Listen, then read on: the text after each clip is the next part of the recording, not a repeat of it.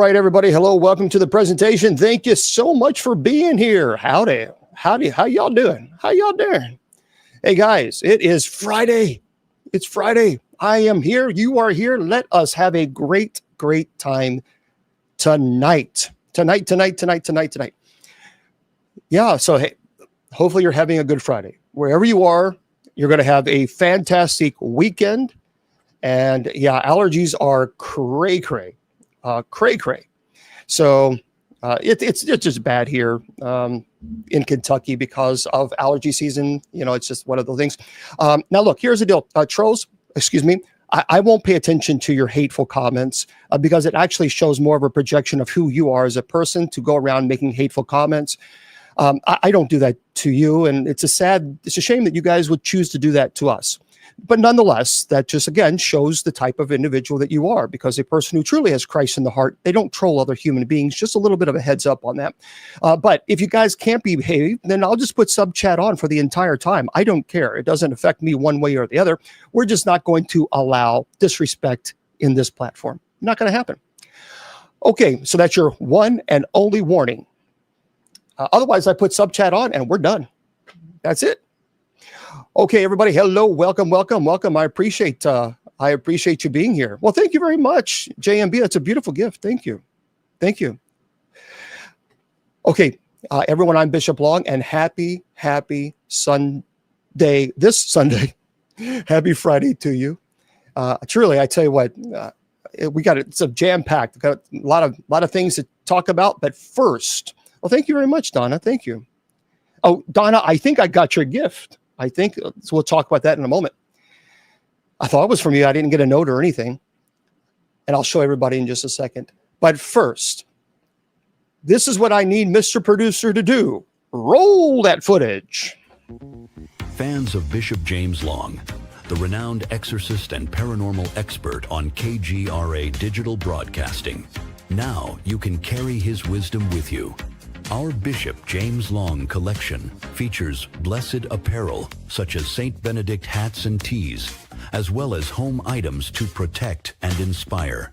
Elevate your spiritual journey. Go to kgradb.com/shop and discover the Bishop James Long merch today. Okay, so here's what I want you to do. Please do me a favor if you would. I'll get your question. We don't worship Mary. We ask Mary to pray for us. That's very, very important. If you actually pray to Mary as you would God, that's blasphemy. We don't do that. The Catechism is quite clear about that. We ask Mary to pray for us just as much as you ask me to pray for you. That's it. I want everyone, please go to the sponsor's website, KGRAD as in dog, B as in bicycle.com. KGRADB.com. Click on the shop link and you will see my name. Now, look, here's what we have some amazing products up there. Mr. Producer just showed the video. They are really nice products. Thank you there, Starla. Now, here's what's so neat about this. 100% of the profit that I would make from KGRADB radio selling on this platform, on the link there, 100% is going to our friends, the MKS Kids Foundation. They're an orphanage in Uganda that we are partnering with, and we are helping, and we are making a real difference in these children's lives. And I love that. So what I need you to do, again, go to KGRAD as in dog, B as in bicycle.com. Click on the shop link and then my name. And they have, so again, St. Michael, St. Benedict, who's the patron saint for exorcists as well as police officers. And they have some brand new items there. Purchase them. Christmas is right around the corner. And know that when you're purchasing, you're also helping the MKS Kids Foundation. Now, if you want to go to my website, you can, bishopjameslong.com. I want to share something with everyone. I have a brand new book out. It is brand new. And here's what's really exciting about this. Here's the book. It is Bishop Long's Paranormal Investigating Trainer Manual. Well, thank you very much, Jessica. So Bishop Long's Paranormal Investigator Training Manual. It's about 260-something pages. And it's a lot of information. Oh, wonderful. You got yours today. Great. It's what I need you to do. Go to my website, bishopjameslong.com, scroll down, and you will see this book right here. I want you to buy as many of these books as you can. 100% of the profits. So, Mr. We're going to shut down the trolls right now. Not that they care. But 100% of the profits that goes to selling my book, I own it. I have every right to make money off my book because it's my work. But as a community, 100% of the profits is going to the MKS Kids Foundation. I'm working on that right now, Alex. I got to figure some things out. But right now, that's the only place that you can get it. Just click on that. I love that. So, matter of fact, the MKS Kids Foundation, they sent me all their information on how to send the money to them. So it's going directly to them. 100%. So folks, just please understand that when you purchase this book, number one, it's a lot of work. I think it's a good book. But 100% of the profits is going to this orphanage. I think that's beautiful. Well, it's a paranormal investigator's training manual. And all you got to do is go to my website, bishopjameslong.com. That's it. bishopjameslong, LONG.com. It's right there. You'll just scroll down. You'll see it. And it's about over 260 pages.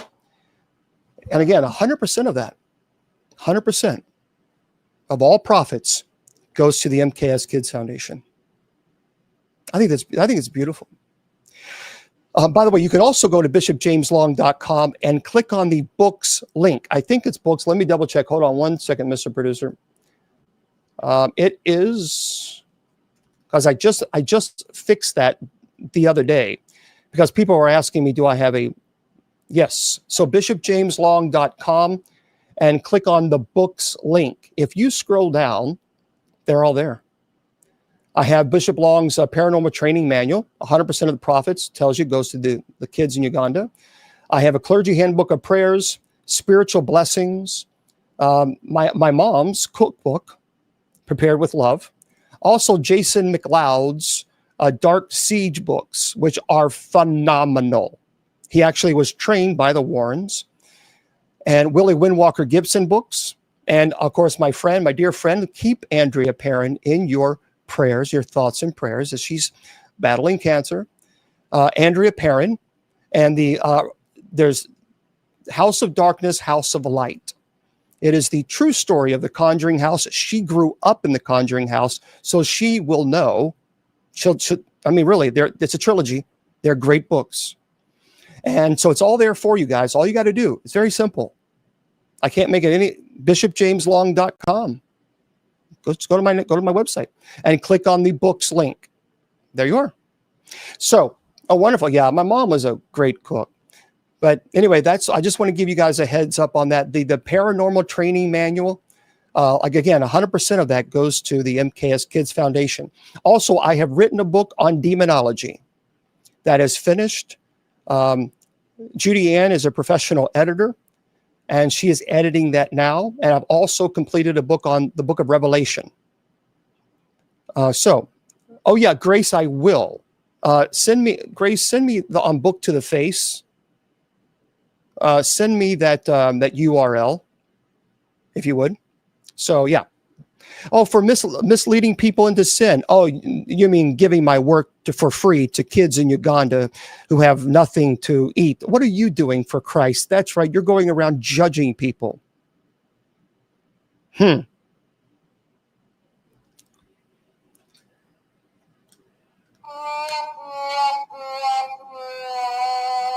That's all you got. That's all you trolls offer.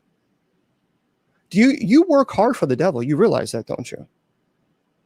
For those of you who are trolling, you're working for the devil. I'm trying to be kind by leaving the chat open for everyone, but you just can't help yourself from being nasty and hateful. Damn. Anyway, if you want to go to the church's website, that's usocc.org.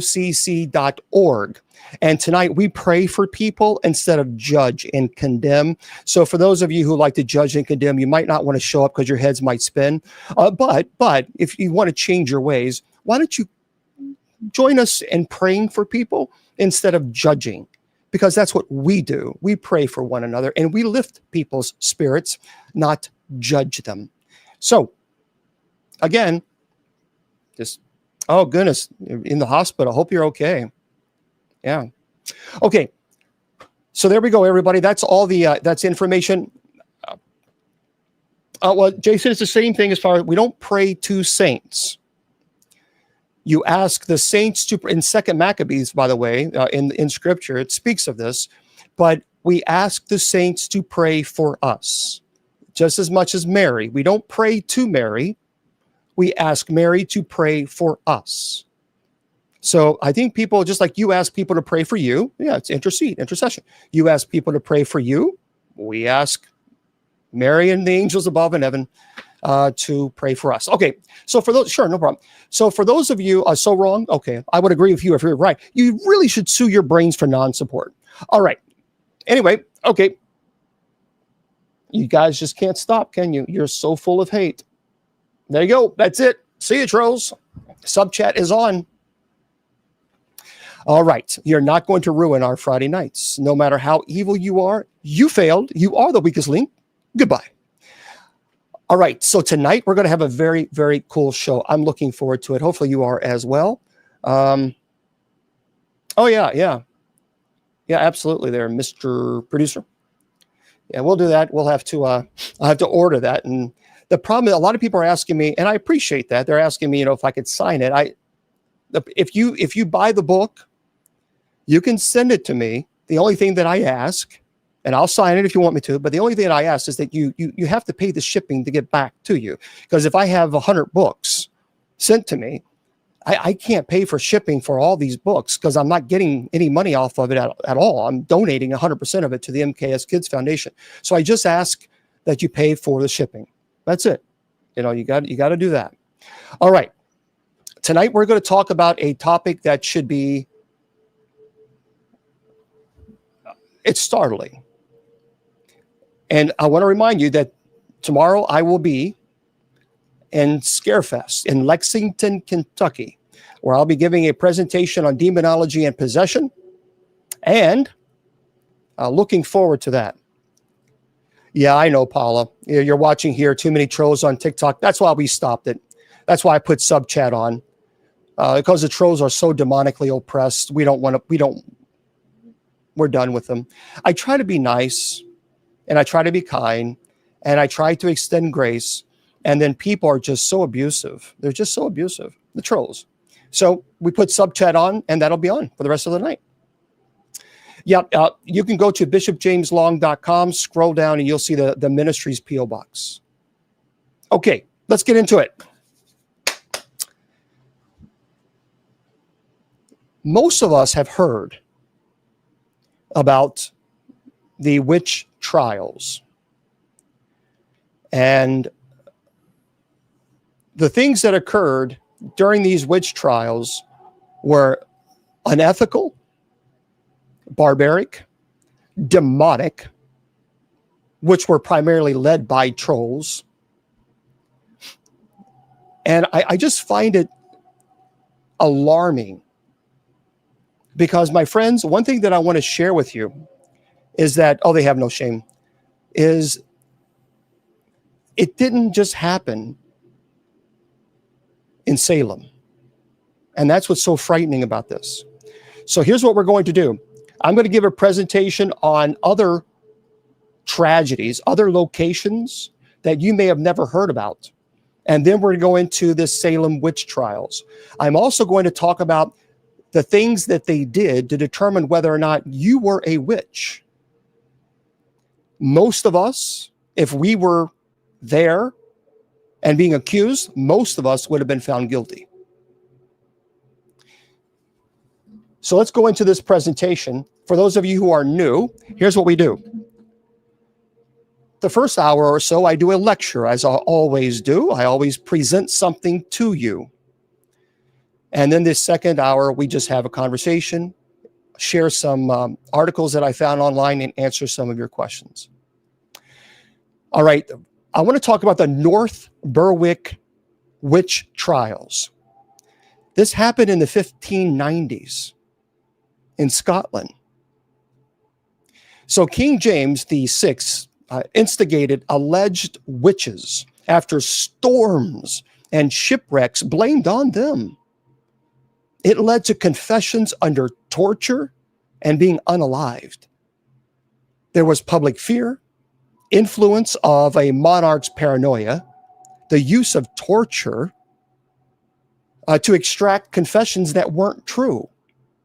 So tonight, this first historical event, we're going to explore one of the most chilling episodes in Scottish history, the North Berwick witch trials. Over the next, I don't know, however minutes here, we'll cover the terrifying events, the sinister accusations, the lingering shadows that still haunt North Berwick even to this day. So here's the deal. It was in the late 16th century. For those trolls, that means around 1590s. A time when fear, superstition, political intrigue, it blurred the lines between reality and nightmare. See, Scotland was a land that was ripe with suspicion, where whispers of witchcraft would condemn a person to death without concrete evidence. So in 1590, North Berwick, a small coastal town on the eastern coast of Scotland, found itself at the heart of a terrifying witch panic. Rumors of witches conspiring with the devil, casting curses, summoning storms, it spread like wildfire. Imagine a community gripped with paranoia. I mean, families were torn apart, neighbors accusing neighbors, all under the shadow of an unseen malevolent force. So that's the backdrop of this first story. So the crisis began with a series of strange events: storms at sea damaging ships, crop failures, illnesses spreading with no explanation. Many believe that these disasters were the work of witches. And one of the first to be accused was a woman named Barbara Napier. She was a local healer known for her herbal remedies. And what's so sad is people went to her often when they had certain ailments. But in a time when such knowledge was suspect, her reputation made her vulnerable. And accusations soon snowballed. This is a woman who used natural remedies to heal people. So the key figure behind the accusations was King James VI of Scotland. A king was obsessed with witchcraft. He believed that witches were part of a conspiracy to overthrow him. And he was determined to root out all of this evil. So in 1590, James traveled to North Berwick to investigate rumors of witches who had supposedly tried to harm him during his voyage to Denmark. And according to legend, a group of women, including Agnes Sampson and Gilly Balfour, were accused of conspiring with the devil to cast storms and sink the king's ship. Now, these women, they were subjected to brutal interrogations, torture to extract confessions that weren't real. And under pressure, they admitted to forming a witch's coven, flying through the night, consorting with demons, because they were told, if you just confess, then, we won't unalive you. But if you continue to lie, we're going to continue to torture you until you are unalived. I have to say unalive because of TikTok rules. So one notorious confession came from Agnes Sampson. She was an elderly woman. She was a healer who claimed that she had met with the devil himself, an impish creature with horns and cloven hooves, whispering dark secrets. It sounds very much like trolls. Well, anyway, the methods used to extract confessions, they were brutal. By the way, I went in Los Angeles. I went to the Medieval Torture Museum. Thank you, Michelle. I was going to do a documentary on it, but I can't because it was so brutal and so gruesome that I would be banned. So I did see a lot of methods that they used in torturing these people, and some of them, I'll wait till you hear later on. The infamous pricking and stretching devices, the water tests, all designed to force suspects to confess and implicate others. And we'll go into that later. One woman, Gilly Balfour, she was reportedly pressed with heavy weights until she broke and named other people. Many accused witches confessed to impossible acts, flying on broomsticks, attending sabbats in the moonlight, and worshiping Satan. These confessions, though false, coerced, fueled the hysteria. So the community's fear grew as more women and men were arrested. They were interrogated and condemned. In total, dozens of alleged witches were tried. Some were unalived by hanging. Others were burned at the stake. So the trials culminated in a series of public unalivings. The most famous victim was Agnes Sampson, whose fate shocked the nation. She was hanged in 1591, and her death, was a stark warning to others. King James, himself present, was deeply involved. His obsession with witchcraft, it fueled the frenzy. He even authored a book called Demonology, which laid out his beliefs about witches and demons, which obviously further stroked the flames of the paranoia. But the chaos didn't end overnight. Many innocent people lost their lives, their guilt manufactured by fear, the brutal methods of interrogation. The North Berwick witch trials left a dark legacy. It's estimated, get this, that around 70 people were accused and dozens were unalived. And the hysteria eventually subsided, but the scars remained. So more than 4 centuries later, North Berwick still whispers with the echoes of those dark days. Some locals believe that the spirits of the accused linger, their tragic stories haunting the coast. And historians now see this episode as a cautionary tale, how fear can turn communities against themselves. Because the North Berwick witch trials remind us of a time when darkness overshadowed reason. Innocent lives were sacrificed to fear.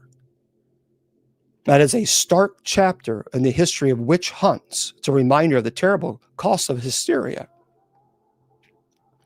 Now, the next story, which is insane, is the shadows over Trier. It's the dark secrets of the witch trials, the Holy Roman Empire, 1590 to 1591.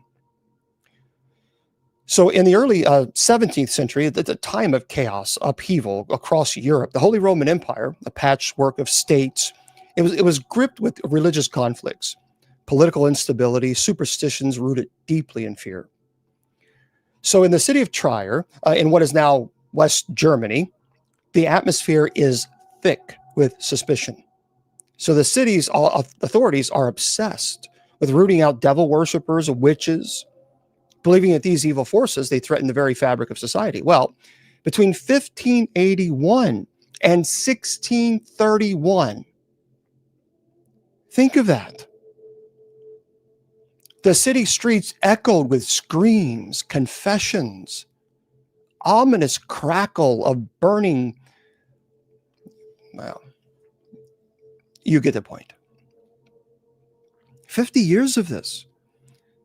And this is the story of those dark years, the Trier witch trials. So the catalyst is a series of tragic events, sudden deaths, illnesses, unexplained calamities that struck Trier's population. Rumors spread like wildfire. Witches were at work, casting curses, summoning demons. One of the earliest victims was a woman named Anna Maria. She was a respected midwife. Her arrest in 1627 sent shockwaves to the community.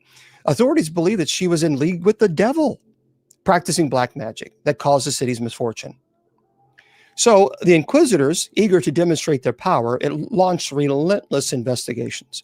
They relied on forced confessions, brutal tortures, spectral evidence, claims based on visions and dreams that accuse innocent people of vile deeds. So just because you may have had a nightmare of someone in the village was conspiring with the devil, and that's all it took. So as accusations grew, so did panic. The city's court became a chamber of horrors, where fear ruled, justice took a back seat. So in Trier, torture was not only used, it was routine. The accused faced devices like the rack, where victims were stretched painfully.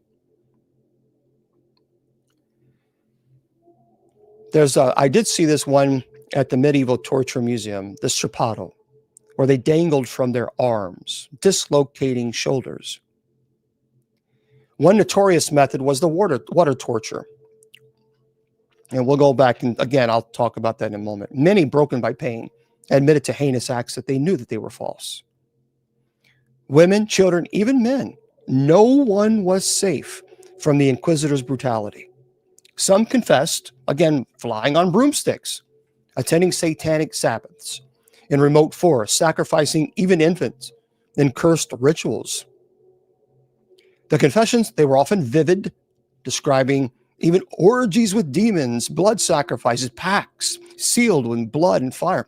These stories, though fabricated, it fueled the hysteria because they thought that perhaps maybe if they would just lie and just tell them what they wanted to hear, then they would be spared.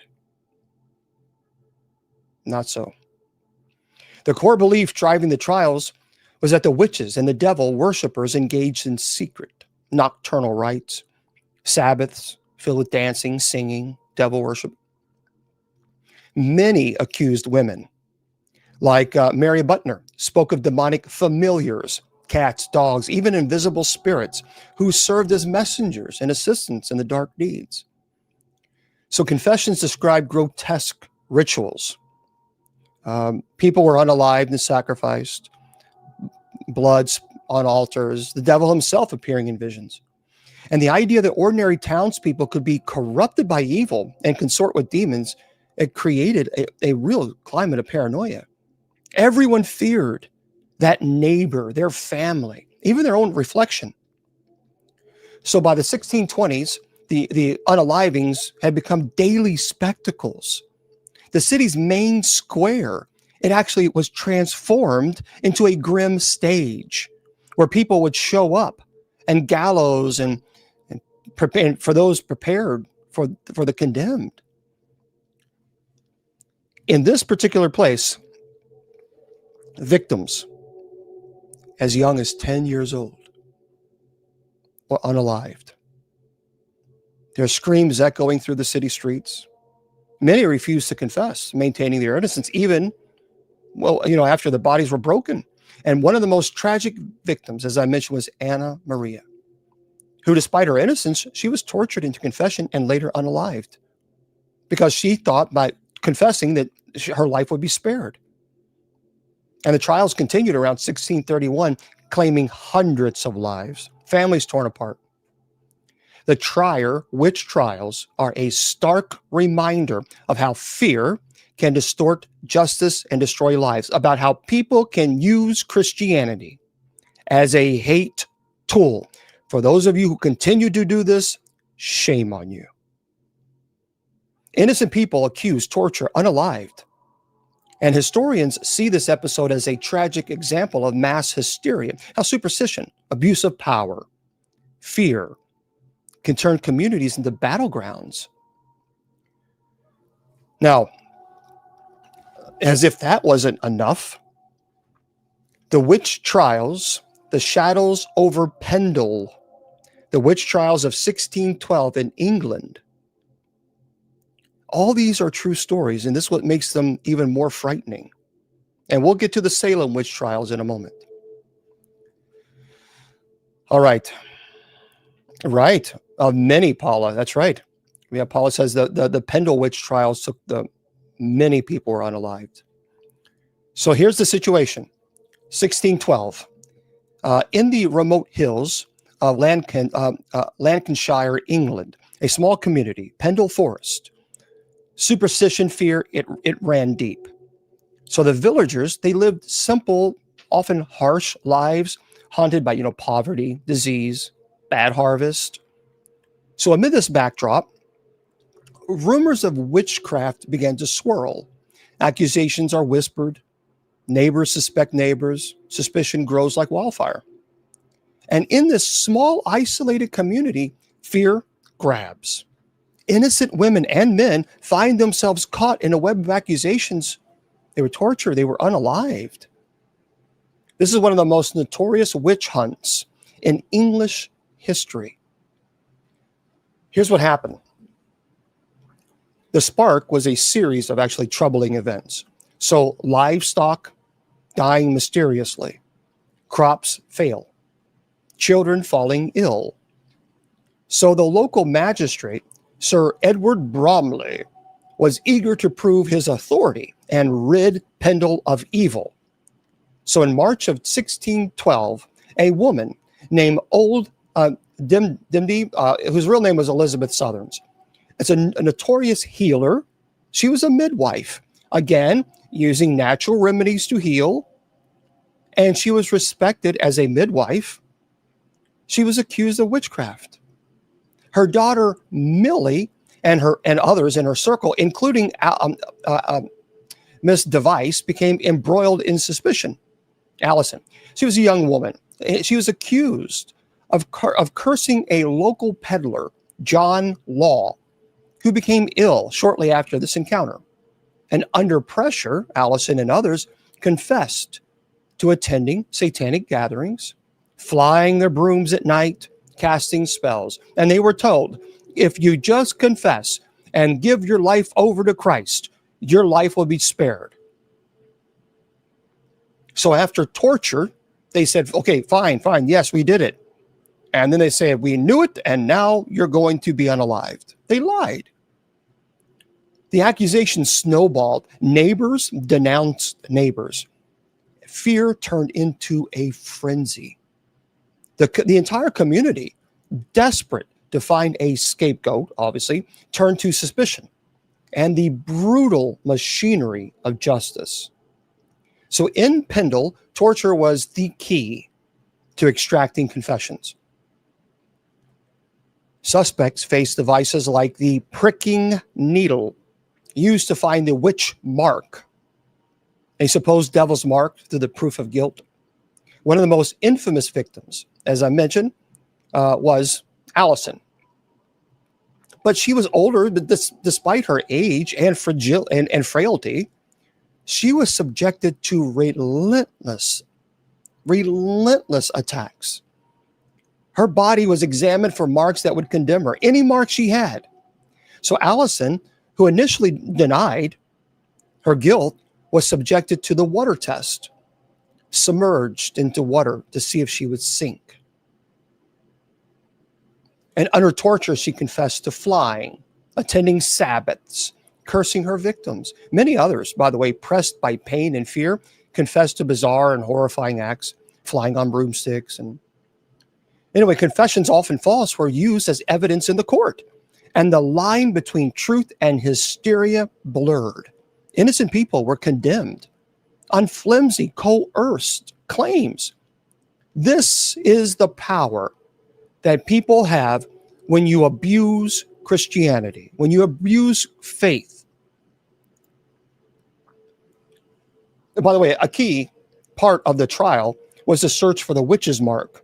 I mentioned that it was an alleged satanic sign, a scar, a mole. If you had a mole, you were done. The accused were examined, sometimes tortured to find these marks, which were believed to be the devil's fingerprint. Many victims were accused of spectral evidence, visions, dreams in which demons appear to testify against them. Witnesses claim to have seen the accused flying on the broom, attending Sabbaths with Satan. One notable case, again, Allison Device. Allison's mother, who was accused of riding through the night with the devil on a broom. Her confession was coerced. Her fate is sealed. So the community believed that witches had made pacts with Satan and that these evil deeds threatened their very souls. So, yeah, in 1612, the court convicted 11 people of witchcraft. They faced grim unalivings. Most were hanged and some passed away in prison. The most famous unaliving was Allison Device, whose young age and coerced confessions shocked many. Her death symbolized a tragic injustice. The hysteria eventually subsided, but not before dozens of lives were shattered, families torn apart, reputations destroyed, innocent people condemned to death. The Pendle witch trials are remembered as one of England's darkest episodes, an example of how far ignorance and cruelty can lead to tragedy. The story, I think, of Pendle reminds us that hysteria can turn communities against themselves, with innocent lives paying the ultimate price. It does. It teaches us a vital lesson. Trust in justice, compassion, and reason must always prevail over fear and superstition. Because when society succumbs to hysteria, innocence becomes the collateral damage. The next case, as if those aren't enough, the Burlington and Stamford witch trials in 1612. And this is the thing, most of us have always heard about the Salem witch trials, but when you hear of all these other witch trials, you think, what in the world? So it was the early 17th century. It was a time of political upheaval, religious strife, superstitions across England. Small towns, villages trembled under the weight of fear of witches, devil worshippers, unseen evil forces. So in the counties of Buckinghamshire and Lincolnshire, whispers of witchcraft grew louder because the towns of Burlington and Stamford became embroiled in accusations that would lead to horrific trials, brutal interrogations, unalivings. Again, this was a quiet village suddenly turned into a battlefield where neighbors turned against neighbors. Innocent lives were sacrificed to superstitions. So what happened here? How did this start? Well, the spark was often, and it's a shame, but the spark was often an unexplained death, a bad harvest, a mysterious illness. So in 1612, in the village of Burlington, a series of strange events began to unfold. So again, livestock died, unexplained. No one could explain. Crops failed. Whispers began of curses. And one woman, her name was Elizabeth Clark. She was accused of witchcraft after her livestock was found slaughtered. And she was seen speaking to what villagers claimed were familiar spirits. And her arrest sparked a frenzy. So in nearby Stamford, similar accusations arose. With the backdrop of the English civil wars and societal upheaval, paranoia intensified. So authorities, eager to get control of the situation, relied on confessions. How? Through brutal torture. So the climate of suspicion spread like wildfire. Families accused, neighbors denounced each other. Fear ruled the land. Now, in these trials, torture was standard. Suspects faced devices, again, like pricking needles we talked about, finding witches' marks. One victim, her name was Mary Brown, a woman from Stamford. She was subjected to relentless interrogation. So under pressure, and she just couldn't take it anymore, she confessed to flying on a broomstick. Again, attending satanic Sabbaths, cursing her neighbors. Confessions that she later recanted, but her pleas fell on deaf ear. The authorities believed confessions were proof of guilt, regardless of the truth.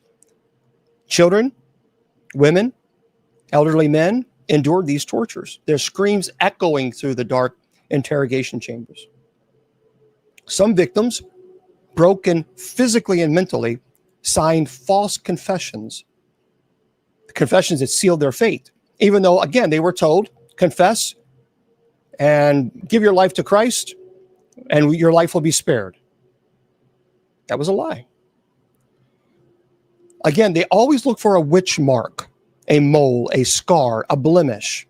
That was enough satanic proof of guilt. So many claim to have seen familiars, like animals, like cats or dogs, that witches supposedly used to carry out their dark deeds. There was one person that was accused that had a dog, and she was petting the dog and loving the dog, and then the dog went over to a neighbor, and the neighbor somehow died, and that dog was cursed. The dog was unalived, and so was the woman. Others spoke of spectral evidence, visions of the devil, demons appearing in dreams. One of the accused, her name is Sarah Johnson, claimed she attended a Sabbath in the woods where she danced with demons in a circle of fire, and her confessions coerced fuel the hysteria even further. And the community grew more convinced that evil was lurking among them, hidden behind innocent faces. I appreciate the chat, guys. I'm not looking at the chat rooms right now because I'm obviously focusing on the lecture. But feel free to chat, and if you guys have any thoughts on this. By the early 1620s, executions began. Victims were unalived, burned. Terrible things I can't mention. One of the most, I think, all of them are tragic, but one tragic story was Elizabeth Clark, whose accusations sparked the initial hysteria. Despite her pleas of innocence, she was condemned. She was unalived. Didn't matter what she said. And by the way, these executions, they weren't isolated, these executions. Dozens of innocent men and women accused of devilry met their end in a wave of hysteria that swept through the region. Many families torn apart. And now the hysteria gradually subsided, but not before claiming dozens of lives. And the Burlington and Stamford witch trials remain a haunting reminder of how fear can distort justice. The next crazy story, again, the Wurzburg witch trials. The Wurzburg witch trials, 1626 through 1631. Holy Roman Empire. The Wurzburg. So for those of you who don't know this is saying, well, thank you very much, Lily. Thank you. This was a city, a story of madness and torture. It was in Germany in the 17th century. So it's the year 1626. The Holy Roman Empire, a land of shifting allegiances and religious upheaval, is gripped by fear. In the Prince Bishopric of Würzburg, a city nestled among rolling, Bavarian hills, beautiful little place, paranoia begins brewing, fueled by war, religious conflict, superstition. So in the tense atmosphere, accusations of witchcraft explode like wildfire.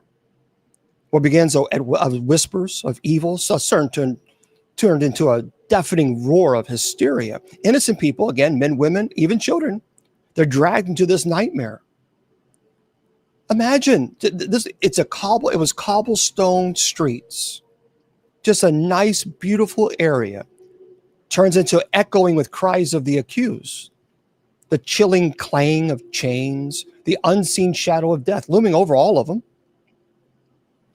So here's what happened.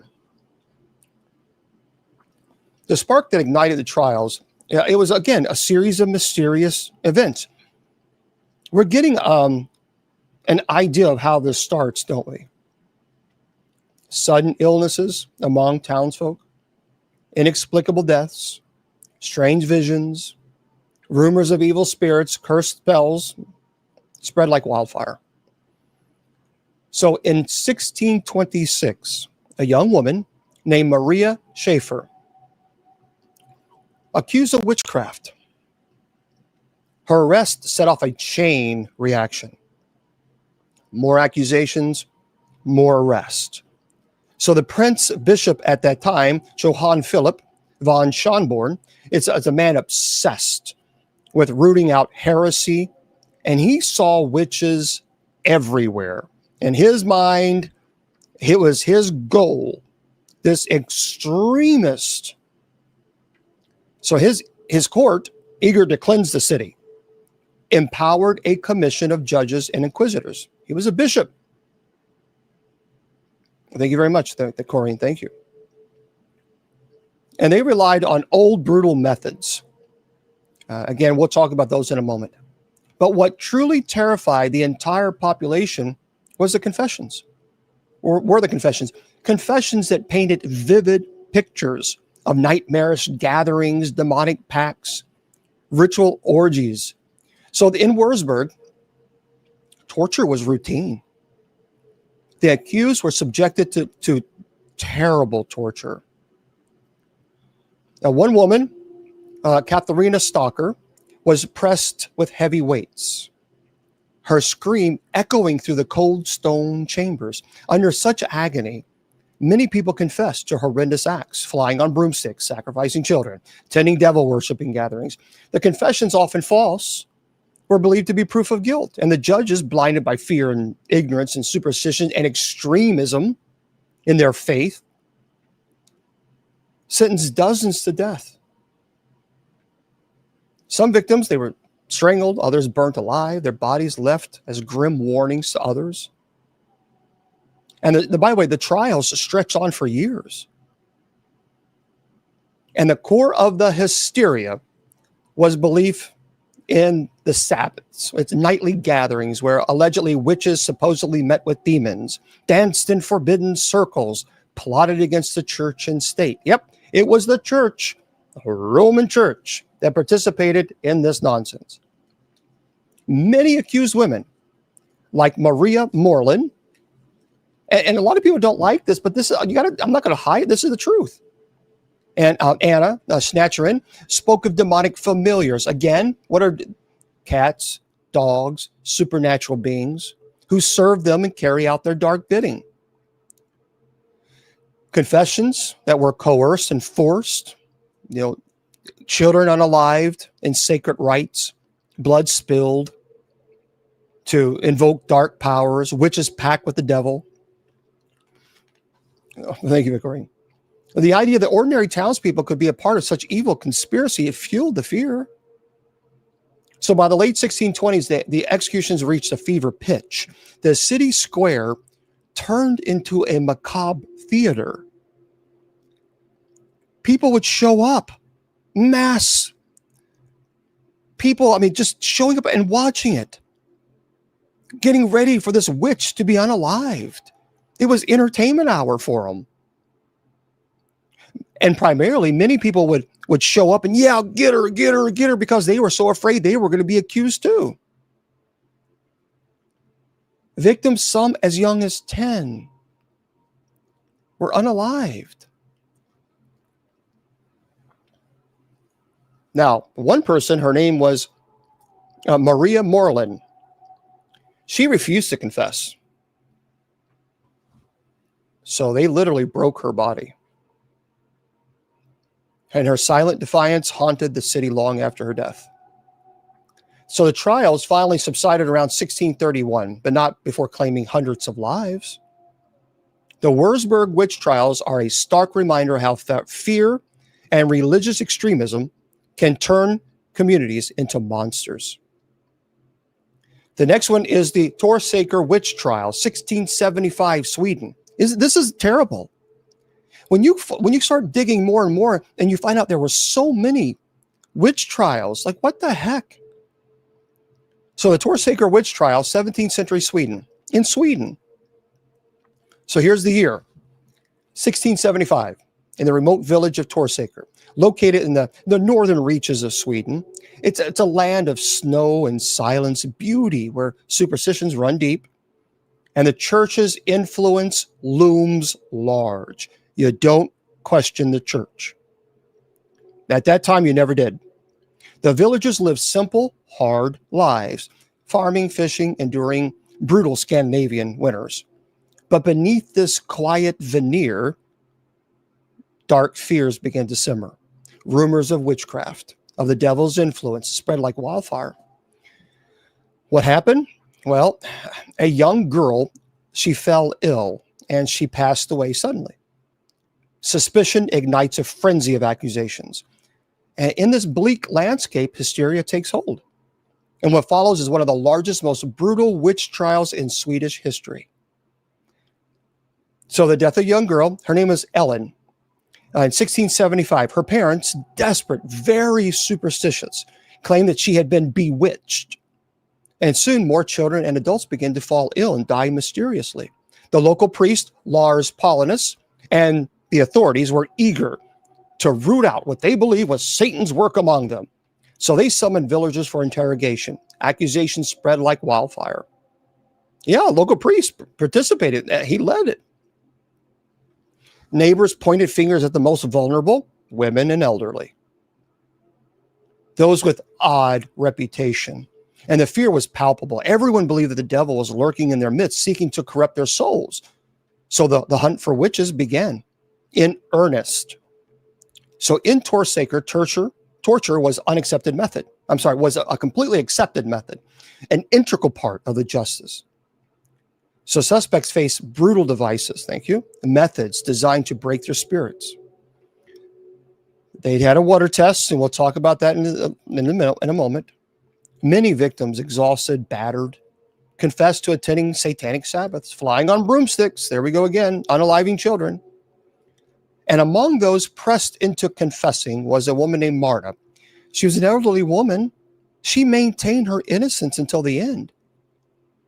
Despite protests, she was condemned. Her plea for mercy completely ignored. The court condemned dozens, men, women, children, witches. So by the summer of 1675, the unalivings began. The village square was transformed again into a grim theater of death. People showed up to watch these horrible, barbaric acts of people being unalived. It was an act of terror meant to purge evil, allegedly, but also to terrify others. Marta, for those of you who don't know, Marta, she was young. Her stoic silence haunting the witnesses, her death epitomized the cruelty inflicted upon innocent people. 71 people were unalived. Entire families were wiped out, their lives destroyed. The Torsaker witch trials left a scar in Swedish history, stark reminder of how fear and ignorance and extremism can lead to terrible things. Now, the violence was unprecedented in Sweden.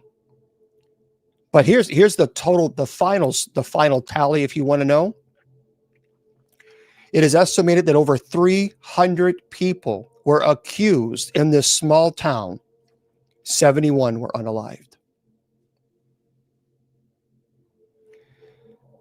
Now let's go into what many people know about the Salem witch trials. And in a moment, we're going to talk also about, would you have been unalived? Some of you are going to be quite shocked when you hear some of this stuff, because when I talk a little bit about the torture, well, let's go into the torture. Let's go ahead and let me explain what the torturing, what they did. So first, it was called the rack. That was a device that stretched the victim's body by attaching their wrists and ankles to rollers and turning a crank. It caused intense pain and many times dislocation of joints. It was barbaric. I've been talking about pricking or pens. So accused individuals were often subjected to pricking with needles or pens to find the spot where they were supposedly left, pain due to a mark or witch's mark, which is believed to be a mark of the devil. So if you had a mole, a scar, they would take a pen and they would stick you with it. And if you went like, oh, you're guilty, that's stupid. The iron chair, which I saw one at the medieval torture in Los Angeles. It was a heated metal chair in which the accused was seated, sometimes with sharpened spikes or nails, which the one I saw did, to cause pain through burning or puncturing. So they slammed you in it. They tortured. The next one was the pillory and stocks. So they were devices used for public humiliation, physical punishment, securing the victim's head and hands and ankles. The next one was the thumb screw. That was a small screw device that applied painful pressure to the fingers or thumbs used to extract confessions. It was barbaric. I also saw this in Los Angeles. It's called the witch cabinet. You have to, if you go online, it was a torture chamber equipped with various spiked items, like really, really sharp spikes used to extract confessions. So they would put you in there and they would close it sometimes and you'd be squeezed with these spikes puncturing your body. And then there was the water torture. I'm going to leave that one in a moment. That's unbelievable. Wait till... Okay, let's go into the Salem witch trials. 24 innocent victims lost their lives at the Salem witch trial. And that was 24 too many. So how did this community, Salem, let this happen? Was it simply fear, superstition? Were there other factors at work? Well, the events took place in 1692 during a difficult, confusing time for Salem village. As part of the Massachusetts Bay Colony, Salem was under British rule. And when the hysteria began, the colony was waiting for a new governor. And they didn't have any charter to enforce laws. And by the time the new governor, William Phipps, arrived in Massachusetts, the jails were already filled with alleged witches. To make matters worse, New England towns were under attack by Native Americans and French Canadians. So Salem village faced daily challenges closer to home as well. And so most families had to support themselves, make their own clothes, planting vegetables, raising meat. Farming was often a painstaking task in a harsh climate. And a drought or flood could ruin a year's harvest. An epidemic of smallpox could unalive an entire village. And so in a world where people saw the devil lurking behind every misfortune, it's a little wonder, why they believe that evil spirits were at work. But there may have been stronger factors behind this witch trial. The Puritan lifestyle. That was a strong belief of the devil in witchcraft. The divisions within Salem village, the expectations of the children, etc. All right. So the church was the cornerstone of the 17th century life in New England. Most people in Massachusetts were Puritans. They're colonists. So they left England seeking, religious tolerance. But the strict Puritan code was far from tolerant. And it was against the law not to attend church. And men and women sat on opposite sides through long services. So the Puritan lifestyle, it was restrained, it was rigid. People were expected to work hard and repress their emotions or opinions. Now, individuals' differences were frowned upon. Even the dark, somber Puritan dress was dictated by the church. And Puritans were expected to live by a rigid moral code. They believed that all sins, from sleeping in church to stealing food, should be punished. They also believed God would punish sinful behavior. So when a neighbor would suffer misfortune, such as like a sick child or a failed crop, well, Puritans saw it as God's will, and they didn't help. They also believed that the devil was as real as God. Everyone was faced with struggle between the powers of good and evil. So, Satan would select the weakest individuals, of course, women, children, insane, to carry out his work, they believed. And those who followed Satan were considered witches. Witchcraft was one of the greatest crimes a person could commit. So in keeping with the Puritan code of conformity, the first women to be accused of witchcraft in Salem were seen as different, social outcast. Tituba, a slave; Sarah Good, a homeless beggar; Sarah Osborne, a sickly old woman who married her servant. Fear of magic and witchcraft, it was very common in New England. It had been in Europe for centuries, and over 100 alleged witches had been tried and unalived in New England during the 1600s. But the hangings in 1692 in Salem would be the last ones in America. So in 1692, Salem was divided into two distinct parts, Salem Town and Salem Village. Salem Village, also referred to as Salem Farms, was actually a part of Salem Town, but it was set apart by its economy, class, character. And residents of Salem Village were mostly poor farmers who made their living cultivating, crops in rocky terrain. Salem Town, on the other hand, well, that was a prosperous part of town, at the center of trade with London, and most those living in there, they were wealthy merchants. So for many years, Salem Village tried to gain independence from Salem Town. The town, which depended on the farmers for food, determined crop prices, collected taxes from the village. But despite the 3-hour walk between the two communities, Salem Village did not have its own church or minister until 1674. There was also a division within the Salem Village. Those who lived near Ipswich Road, close to the commerce of Salem Town, became merchants, blacksmiths, carpenters, innkeepers. They prospered and supported the economic changes. But many of the farmers who lived, far from this prosperity believed that the worldliness and affluence of Salem Town threatened their Puritan values. So one of the main families to denounce the economic changes was the Putnams, strong, influential force behind this witchcraft accusations. Tensions became worse when Salem Village selected Reverend Samuel Parris as their new minister. Parris was a stern Puritan who denounced the worldly ways of economic prosperity of Salem Town as the influence of the devil. His rhetoric further separated the two factions with Salem Village. It's likely that the jealousies and hostilities between the two factions, I think, played a major role in the witch trials. Most of the villagers accused of witchcraft lived Ipswich Road, whereas the accusers lived in the distant farms in Salem Village. So it's not surprising that Reverend Parris was a vigorous supporter of the witch trials. And his impassioned sermons helped fan the flames of the hysteria. So 1692, children were expected to behave under the very strict code as the adults.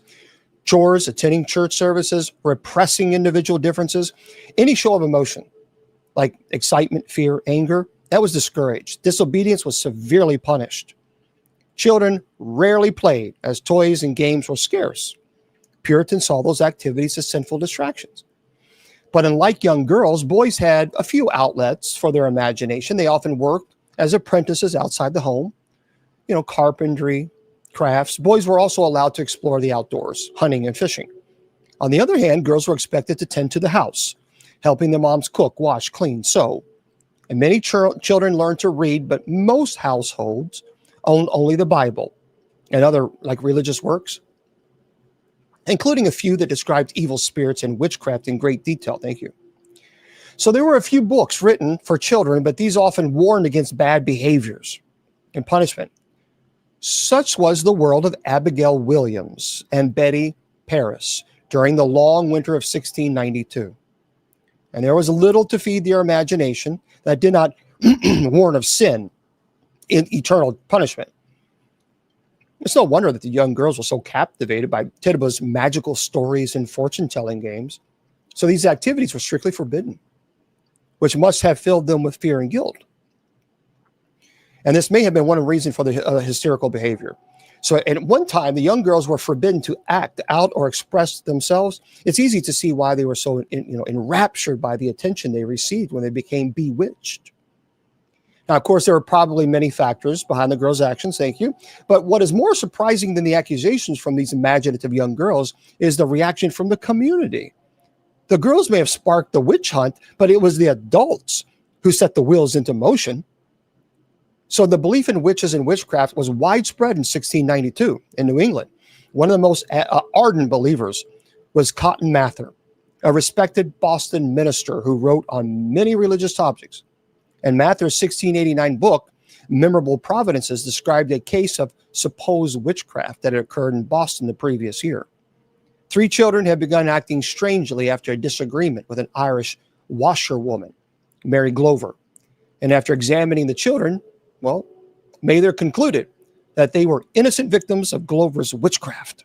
And the book was widely read throughout all of New England. And by the way, it was also in Reverend Parris's library. So even if the young girls circle who began the accusations had not read the book themselves, they were likely familiar with it.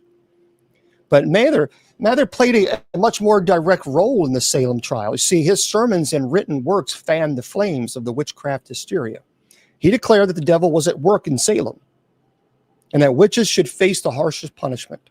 His steadfast belief in witchcraft was perhaps no more apparent than at the unaliving of George Burroughs, a former pastor of Salem Village. So just before he was unalived, Burroughs turned to the crowd and perfectly recited the Lord's Prayer, supposedly impossible for someone who's a witch or a wizard. His dramatic prayer and claim of innocence drew tears and doubts from spectators. But Robert Califf describes Mather's reaction to his account, and it says, as soon as Burroughs was turned off unalive, Mr. Cotton Mather, being mounted upon a horse, addressed himself to the people, partly to declare that he was no ordained minister, and partly to possess the people of his guilt, saying that the devil has often been transformed into an angel of light. Anyway, when the witch hunt subsided, the judges agreed to turn over the courts to Mather. And some were friends of Mather's and hoped that his account would betray them favorably. So, 12-year-old Ann Putnam was in many ways the leader of the Circle Girls. Ann, it was her first name. The young girls whose accusations sparked the Salem witch trials. During the winter of 1692, the girls gathered secretly at Reverend Parris's house for evening and storytelling and magic with Parris's slave Tituba. One of the fortune-telling games was to drop an egg white into a glass of water to see what shape it took. One evening, Anne saw the shape of a coffin. Soon afterwards, Anne, Betty, Parris, and Abigail Williams started behaving strangely, babbling, convulsing, staring blankly. Well, Anne's next accusation surprised the village, and she claimed to have been tormented by the spirit of Martha Corey, a solid member of the church. And let's stop there briefly. For those of you just tuning in, I'm Bishop Long. We're having a fantastic conversation about the witch trials, all the historical witch trials. We're talking now about the Salem witch trials. For those of you just coming in, I want to remind you, please make sure you go to the website, kgradb.com. KGRAD as in dog, B as in bicycle.com. Click on the shop link and make sure you click on my name and purchase the products there. Again, proceeds goes to our friends, the MKS Kids Foundation. So these kids now claimed they've been tormented by the spirit of Martha Corey. She was a solid member of the church. Despite the lack of hard evidence, Martha was sent to prison and was eventually unalived. But Anne's, who led this bold accusation, had sparked the fear that any one of the villagers could be a witch. And Anne accused many more people in the coming months, including 4-year-old Dorcas Good, Anne's parents, Thomas and Anne, and also accused dozens of townspeople of witchcraft, most of whom were enemies of the influential Putnam family. Two of Anne's most shocking accusations against the pious Rebecca Nurse, former Salem pastor George Burroughs, may have been provoked by old family disputes. So, by the time the witch hunt was over, Anne had accused 62 people. In the coming years, she would have a difficult life. Both her parents passed away, leaving her to raise her 9 brothers and sisters on her own. She did something none of the other Circle Girls would do, publicly acknowledge her role in the trials. In 1706, she stood before the church as the pastor read her apology. And she says, this was her apology. I desire to be humbled before God for that sad and humbling providence that befell my father's family in the year 1692, that I, then being in my childhood, should by such a providence of God be made an instrument of the accusing of several persons of a grievous crime, whereby their lives were taken away from them, whom now I have just grounds and good reasons to believe they were innocent persons. and that it was a great delusion of Satan that deceived me in the sad time, whereby I justly fear that I have been instrumental with others, though ignorantly and unwittingly, to bring upon myself and this land the guilt of innocent blood. So, in Puritan Salem Village, a place where anyone different was not trusted, Tituba was perhaps the most different among them. Not only was she a slave, but she was unusual in the area. She was also a dark-skinned foreigner, setting her apart from the white Puritan villages. Tituba was born in a small village of South America, but as a child, she was captured and taken to the Caribbean islands, Barbados. And there she was sold as a slave to Samuel Paris, a local merchant originally from New England. In 1680, Paris, Tituba, and another West Indian slave named John Indian moved to Boston. And in Boston, Paris married, started a family, became a minister. All right. Well, Tituba and John married in 1689, the same year that Paris moved the family to Salem Village to become their pastor. So Paris' wife, Elizabeth, had many duties as the pastor's wife, was often sick. So Tituba tended her three children, Thomas, Betty, Susanna. In the evenings, Tituba entertained little Betty and her cousin Abigail Williams by the kitchen fire.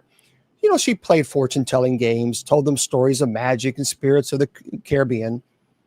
But such activities were strictly forbidden by the Puritan code. And word secretly spread among the neighborhood girls, and soon a small group of girls, known as the Circle Girls, were joining Tituba around the fire. And that cold winter of 1692, Betty, Abigail, and Ann Putnam began exhibiting strange behavior, babbling, twitching, convulsing. It was diagnosed as witchcraft. And Tituba and John baked a witch cake with rye and Betty's urine and fed it to the dog.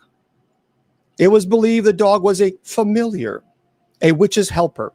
And by eating the cake, the spell would be broken and the identities of the witches would be revealed. When pressed to identify their tormentors, the girls pointed to three social outcasts, including Tituba. Tituba denied practicing any witchcraft. She loved young Betty, but Reverend Paris, beat a slave, demanded that she confess to the magistrates, promising her freedom if she cooperated, and despite her 3-day examination and torture, Tituba did confess to practicing witchcraft and claimed that there were other witches in the village. Tituba was put in prison, but because she had confessed, she did not stand trial. Paris did not keep his promise and refused to pay the fees to release Tituba. She stayed in prison until the following spring, when she was sold and taken away from Salem. Nothing else is known about Tituba. But it is believed that she and John had one child, a daughter named Violet, who lived in the Paris household until the Reverend's passing of 1720. The examination of Tituba, these are some of the transcripts. Listen to this. Judge, did you ever see the devil? Tituba, the devil came to me and bid me service, or bid me serve him. Judge, who have you seen? Tituba, 4 women sometimes hurt the children. Judge, who were they? Tituba, Goody Osborne, Sarah Good, and I do not know the others who the others were. Sarah Good and Osborne would have hurt me, the children, but I would not. Judge, when did you see them? Tituba says, last night at Boston. Judge says, what do they say to you? Tituba says, they said, hurt the children. Judge says, and did you hurt them? She said, no. There is 4 women and 1 man. They hurt the children, and they all lay upon me, and they tell me, if I will not hurt the children, they will hurt me. Judge asks, did you not hurt them? And Tituba says, yes, but I will hurt them no more. Judge says, are you not sorry that you did hurt them? And she says, yes. And why then did you hurt them? She says, because they say hurt children or we will do worse to you. And Judge says, what have you seen? Tituba says, a man come to me and say, serve me. What service? The judge asked. Tituba says, hurt the children. And last night there was an appearance that said, unalive the children. And if I would know, I'd go on hurting the children. They would do worse to me. The judge says, what is this appearance you see? And she says, sometimes it's like a dog or a hog, or sometimes like a great dog. Judge says, what did it say to you? Tituba says, the black dog said, serve me. But I said, I'm afraid. And he said, if I did not, he would do worse to me. Sarah Good was one of the first to be accused of witchcraft by the circle of young girls in Salem. She was likely a witch in many of the townspeople's eyes. She was an odd homeless woman. She didn't fit the Puritan mold. The people of Salem were very familiar with Sarah Good. She often begged door to door with her children. And if she were refused, she would walk away mumbling. And many claim that these curses were responsible for failed crops or death of livestock. In 1692, Sarah Good faced examination with two other accused witches, Sarah Osborne and Tituba, and Reverend Paris's Caribbean slave, as I mentioned. And during the question, Ann Putnam, Betty Paris, and Abigail Williams shrieked and fell into fits. Sarah Good pleaded, I am falsely accused. But then Tituba named her as a witch. Several villagers, including her own husband, also testified against her, and Sarah was put in prison. On March 24th, Ann Putnam accused Sarah's 5-year-old daughter, Dorcas, of witchcraft. And when examined, the imaginative young child confessed that she and her mother were witches. And she showed the magistrates a red spot on her finger, most likely a flea bite, claiming it was from a snake her mother had given her. And little Dorcas was put in prison, chained to a wall. Sarah Good was tried on June 30, despite no evidence other than the claims of the afflicted girls, and she was found guilty. She is one of 5 women to be unalived. In July 19, 1692, just before the hanging, the other women prayed and asked God to forgive the accusers, but Sarah Good showed no sign of forgiveness. And local minister Reverend Nicholas Noyes urged her to confess, announcing that she was indeed a witch. And Sarah Good replied, I am no more a witch than you are a wizard. And if you take away my life, God will give you blood to drink. 25 years later, Reverend Noyes died of internal bleeding, choking on his own blood. Not everyone in Salem supported the witch trials. Wealthy farmer John Proctor sternly denounced the proceedings and warned against listening to the young girls. And when his maidservant, Mary Warren, began to have fits, he sat her down at the sewing wheel and threatened to beat her if she didn't stop. But as the hysteria grew, Mary's fits returned. And after the examination of Rebecca Nurse, the pious grandmother accused of witchcraft, Proctor was enraged, saying, if they, the afflicted girls, were let alone, so we should all be devils and witches. Such comments were eventually used against him. And the townspeople believed that someone with so little concern for the afflicted girls must be guilty. But Proctor's wife, Elizabeth, was accused first. And as John staunchly defended her innocence at the trials, the girls suddenly pointed their fingers at them, the man, to be named the wizard. And Mary Warren confirmed the accusations against them. The only evidence against them was spectral. The afflicted girls claimed that Proctor's apparitions or specters were tormenting them. Their hysterics proved enough for the court, and both John and Elizabeth were imprisoned. And Proctor wrote an impassionate letter to the Boston clergy claiming, we are all innocent persons. He described the unfairness of the court proceedings and how torture was used to extract confessions. What's interesting, well, on August 5th, both John and Elizabeth were found guilty. Elizabeth's life would be spared because she was pregnant, but John was unalived on August 19, 1692.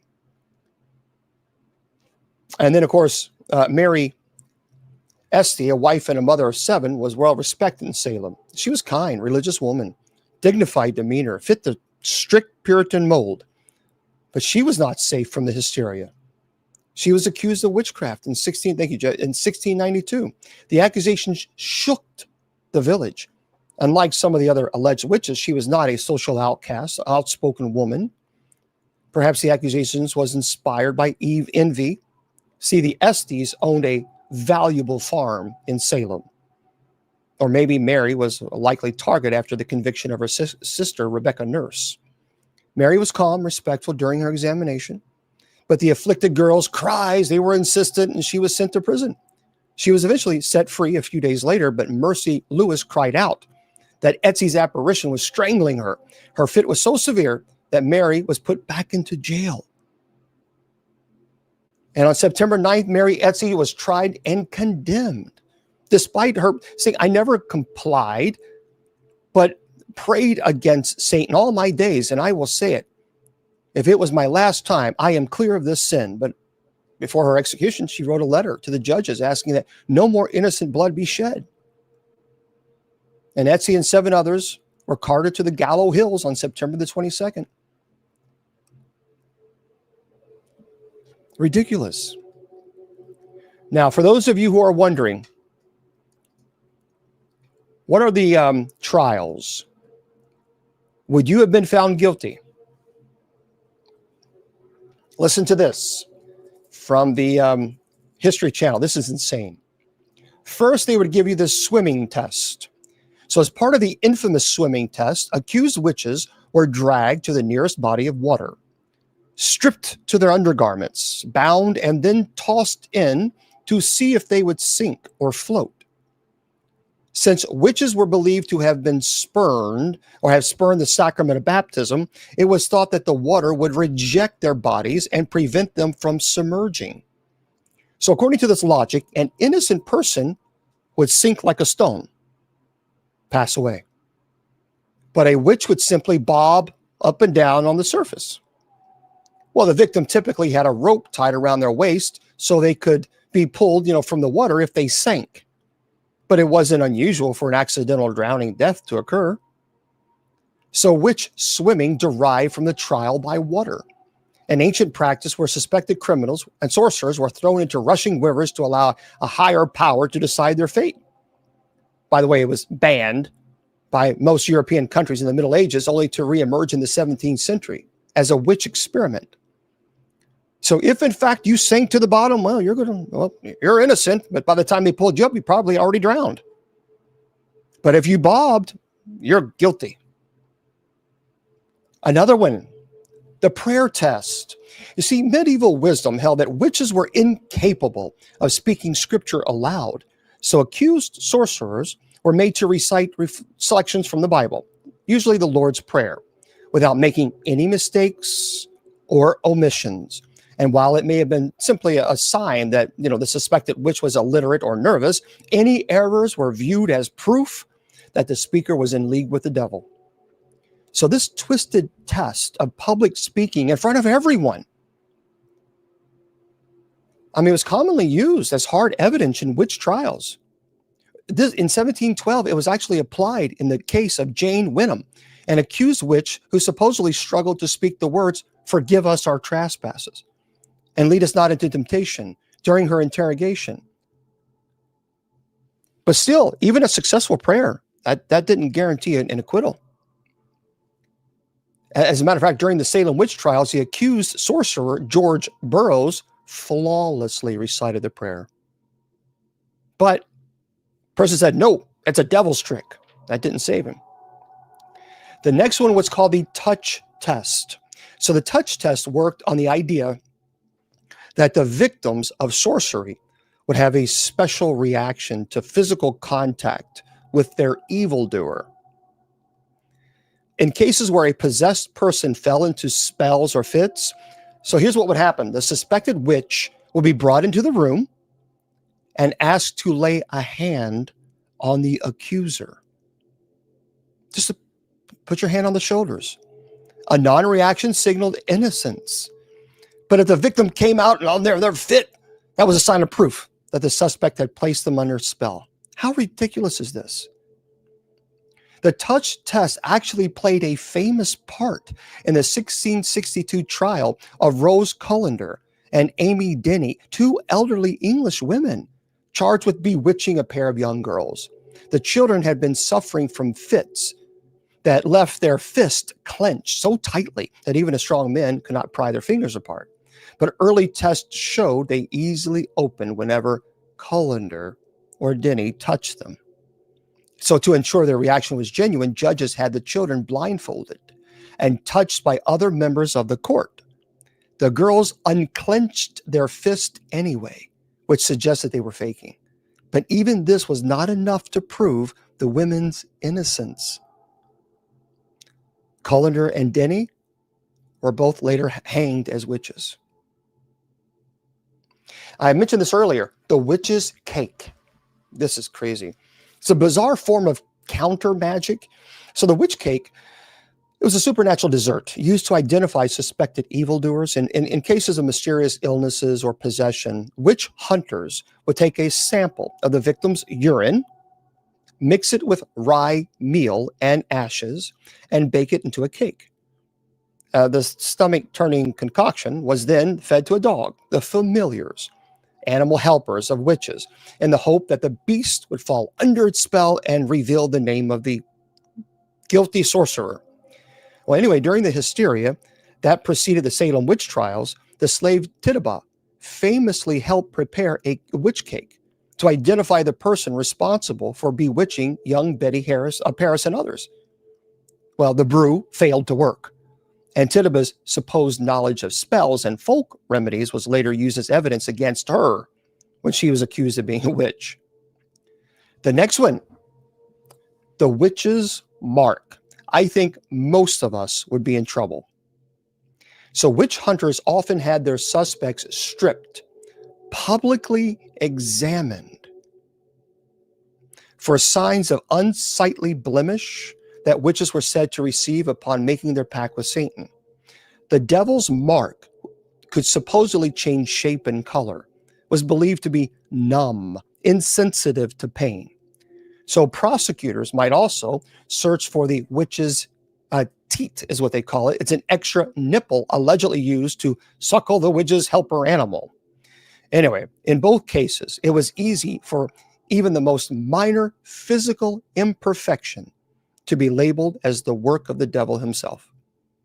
Moles, scars, birthmarks, sores, tattoos, all could qualify. So examiners rarely came up empty-handed.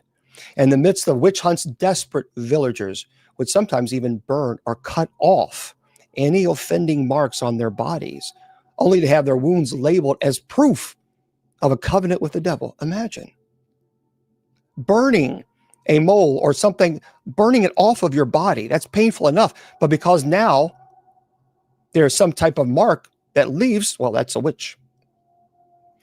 The next one was called pricking and scratching test. So if witch hunters struggled to find obvious evidence of witch's marks on a suspect's body, well, they might resort to the ghastly practice of pricking as means of, taking it out. So in other words, witch hunting books and instructional pamphlets noted that the marks were insensitive to pain, couldn't bleed. So examiners used specially designed needles to repeatedly stab and prick at the accused person's flesh until they discovered a spot that produced the desired results. In England and Scotland, the torture was eventually performed by well-paid professionals called prickers, many of whom were actually con men who used dull needle points to identify fake witches' marks. That's terrifying. So it'd be dull. There's no pain. This proves. And along with pricking, the unfortunate suspect might also be subjected to scratching by their supposed victim. So the test was based on the notion that possessed people found relief by scratching the person responsible with their fingernails until they drew blood. If their symptoms improved after clawing at the accused skin, it was seen as evidence of guilt.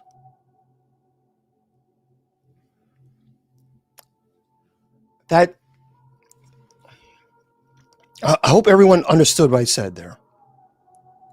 So if someone accused you of witchcraft, then the accuser would have the right with their nails to claw at your body, to claw until blood and even more. They would just keep going and keep going and keep going and keep going until finally the accuser had enough. And if they drew blood, you're guilty. And then finally, you have incantations. So also known as charging.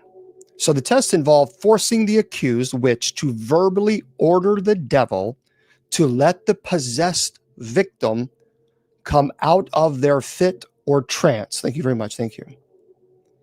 So I'm going to say this again. This was known as charging. The test involved forcing the accused witch to verbally order the devil to let the possessed victim come out of their fit or trance. Other people would also utter the words to act as a control. Judges would then gauge whether the statements had any effect on the victim's condition. So in other words, if you accuse someone of witchcraft and you were having a fit and you were wailing all down, and you were falling all over the ground and screaming, and the person that you accused of witchcraft then would be forced to do a charging or an incantation. They would be forced to say to the devil, come out of that person. And if the person stopped wailing around, you were guilty. You knew what was going to happen. No matter what you did, you were going to be found guilty. Because the person who accused you is going to make sure that they stop acting stupid so that everyone believes them, and you are guilty. Matter of fact, charges were famous. This was actually used in the 16th century witch trial of Alice Samuel and her husband and daughter. They were accused of bewitching 5 girls from the wealthy Throckmorton family. And during the proceedings, judges forced the Samuels to demand that the devil release the girls from their spell by stating, as I am a witch, so I charge the devil to let Mistress Throckmorton come out of her fit at this present.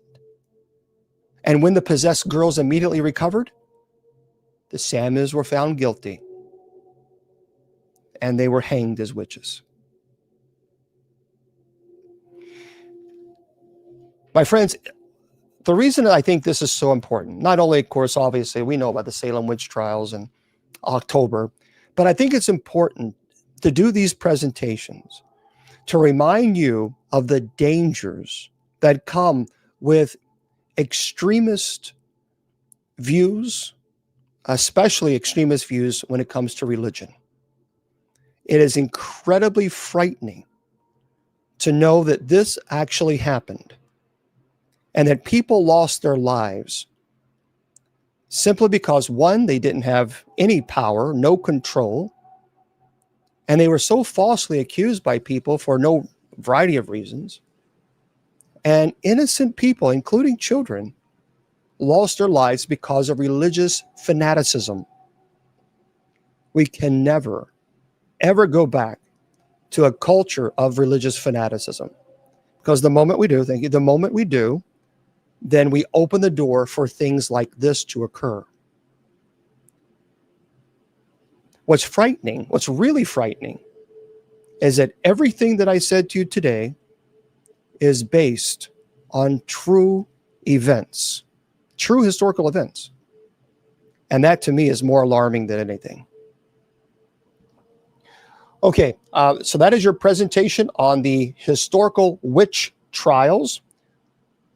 We will, I guess I'll open the chat open. We'll see. If people are going to be rude, I'm going to put chat back on to sub chat. So it's very simple. Very simple. So if you have any questions, well, hello there, Jamie.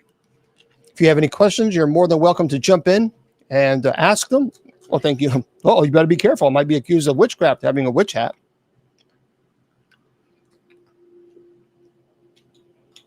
All right. Oh, yeah, they burned them alive. Well, when the accusations stopped, well, they were absolutely convinced that it was because of, the witch. It worked. That the evildoers were unalived, and when things finally started settling down, there were some absolutely were convinced that because they rid the world of these horrible people, we did the righteous thing. But the fact of the matter is Anne, one of the girls in the Salem witch trials, who was one of the leading accusers, she had later in life, she repented and she had deep regret over what she did because she was responsible for many people losing their lives. Oh, yeah. Okay. Speaking of which, I want to show. I think this was from. I don't know. Was this? I got this in the mail today. As most of you know, I like to eat on Mentos. Mentos. It's the I forgot the name. The I don't know the flavor but the fruity flavor. Yeah, the fruit. Yeah. So anyway, someone sent this to me today. I thought that was very interesting. I'm like, okay. There we go.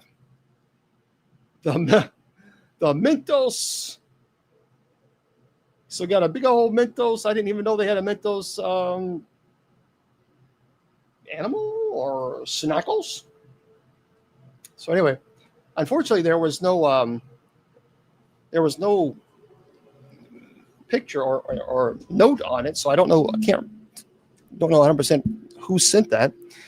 But nonetheless, yeah, a little mascot there. So I thought that was pretty cool. So that's probably what because I always have Mentos. I like the Mentos, the fruity kind. Okay. I have a fan, yeah. So anyway, if you're the one who sent it, let me know because there was no note there. I just saw it. What was the event that started really, as I talked about, even in the we see early 16th century, well, 17th century, in the early 1600s. Not yet. It was religious fanaticism is what started it. And what really started it was calamities. So you have religious fanaticism here on one spectrum of it in the culture. And then you start having calamities that start, hysteria started. So there was calamity. So animals were dying and crops were failing and people were getting sick, probably because they were malnourished and other issues. And so people, because of the fanaticism, well, that's interesting. Because of the fanaticism, they started saying, well, that it has to be, witchcraft. And of course, King James certainly didn't help. But it was insanity. You had this extremist view, this fanaticism, and then you have calamities occurring and people saying it has to be the devil. It has to be the devil. And that brought the community together in their despair because they were struggling and having issues, and they immediately started saying, "What's the devil? It's the witches." And then that's how it started. So, okay.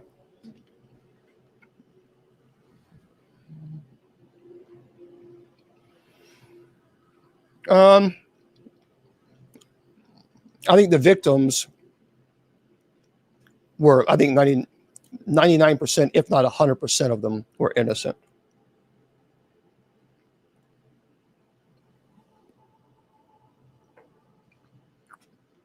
Should have never happened.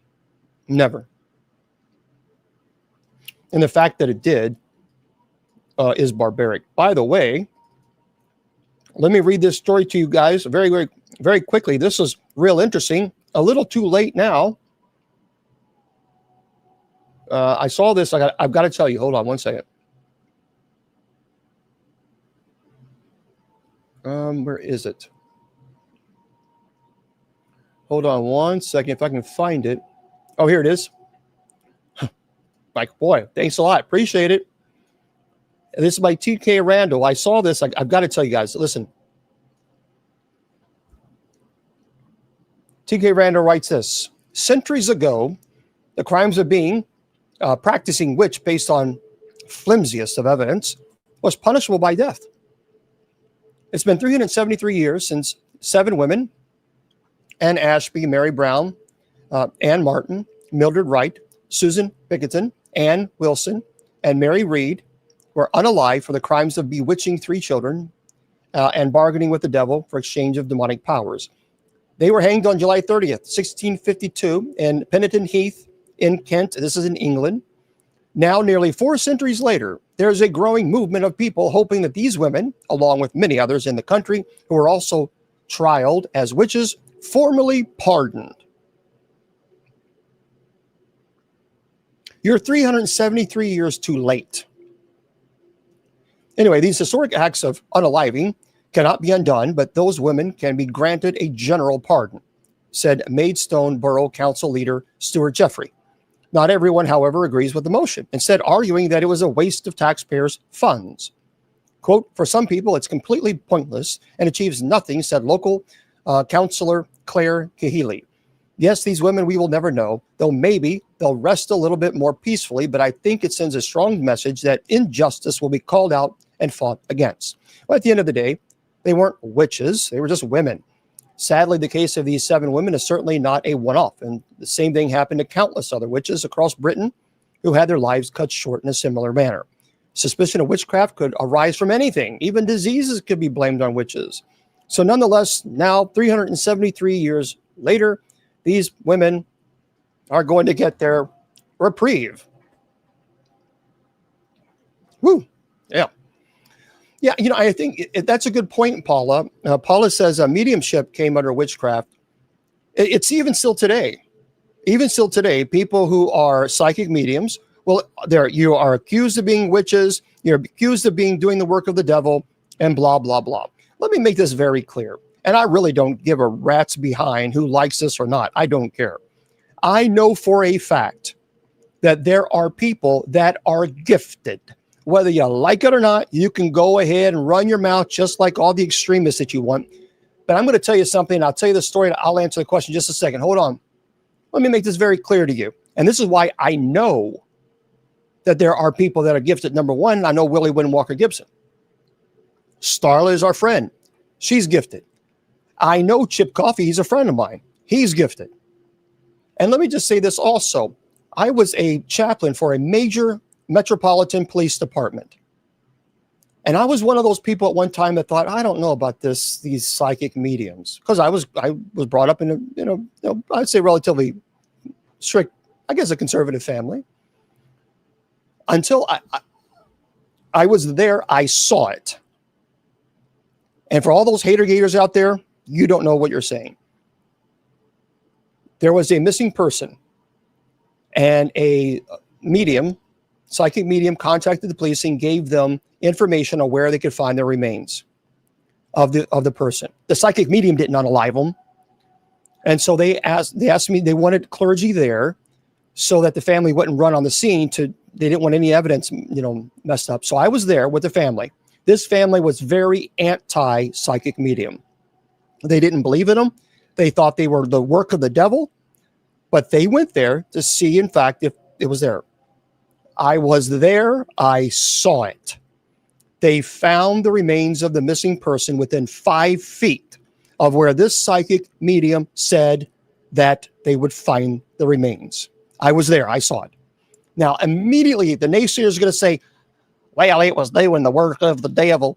Okay, the devil doesn't give you peace of mind. The devil takes your peace of mind. So if you know anything about demonology, you wouldn't say something that silly. Now, the family, by the way, and I kind of, that really made me think, well, that's kind of selfish. But the family that was there, that hated psychic mediums, that thought that they were all doing the work of the devil, all of a sudden their perspective changed when they were able to receive the benefits of a person who is a medium and gave them the location of the remains of their loved ones. Then they start wondering, well, maybe we don't have all the answers. So it basically took you to benefit something in order for you to recognize that there are people that are gifted.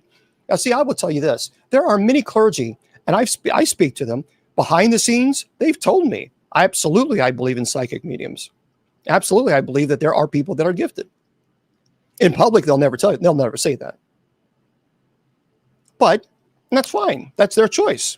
But I am not going to apologize. I'm not going to tell you. I'm not going to try to make you comfortable, because I am telling you now, I believe there are people that are gifted. I also believe there are many people who claim to be psychic mediums who are as psychic as the stray dog outside. So let's make that clear too. I think there's a lot of people who are able to do cold readings because they can pick up on cues. They're very, very good on picking up on cues. but I know people who are truly gifted. So I'm not familiar with that. No.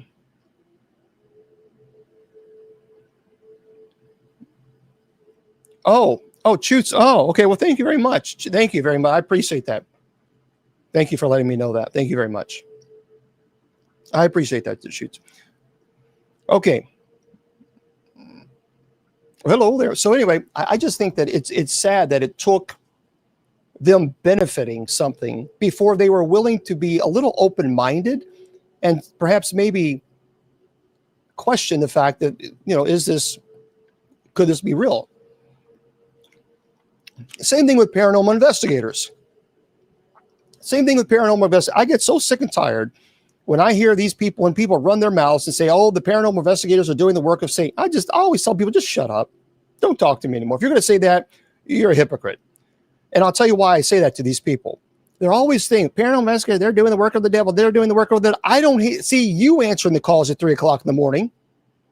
When a family contacts you and says, I need you to please get here because I'm terrified. So Bishop Long calls you and says, look, I can't get to California. You're a team out there. Can you get your team out there? Go buy, spend thousands of dollars on the equipment that you have to buy, which they do, and then leave, go to this location in which, by the way, they don't owe these people anything. They go to these people's family. They spend hours and hours in this location.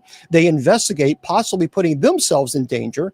Then they got to go home, review all the evidence, send me the evidence, and then I have to determine if I have to get to that family. If that's not ministry, I don't know what is. But it's always the people who it's these little yappy people. They're never the ones that answers the calls at night. Never. They're not answering these phone calls at night. They're not going to these people's homes and helping them. They're just doing this. They're doing this. And while the people who are really doing ministry are actually doing the work. So paranormal investigators that I work with, these are individuals who truly love to help others. And to me, they are absolutely doing beautiful ministry. And I truly am greatly appreciative of them. Oh yeah, absolutely. Yeah, I grew up in the house that I grew up in was definitely haunted. No ifs, ands, or buts about it. It was definitely haunted. So I'm going to remind everybody that tonight at 10 p.m. Eastern Standard Time. Yeah, Port Paranormal. I always tell people, oh, you have an opinion on how I should live my life. Which bill of mine are you going to pay this month? Thank you there, Tammy. It's interesting. They never pay a bill, but they also give me, they'll give me their criticism for free. But anyway, so I want to remind you tonight at 10 p.m. Eastern Standard Time, we have night prayer. I would love for you to join us. That would be great. Children ghost. I'm going to tell you something. And this is just from my experience. In every single case that I have worked where there were children ghost, it was demonic. However, one time I had a situation where I saw a full body apparition of a boy that I think he was wearing maybe 1890s clothing. I did not feel demonic. That was after we left the gates of Hell Cemetery. That I still have to process. But anyway, TikTok, stay with me. I'm going to stay with you guys for a little bit longer. We're tonight at 10 p.m. Eastern Standard Time. We're going to be having our night prayer. Please join us Sunday at 6 p.m. Eastern Standard Time. I'm on TikTok only. I have Mass on TikTok, 6 p.m. Eastern.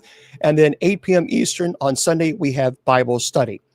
My friends, I tell you all the time, your value does not decrease based on a troll's inability or refusal to see your worth. You are priceless. And don't listen to these trolls. Remember, friends, never accept criticism from someone that you would not go to for advice. Until next week, God bless.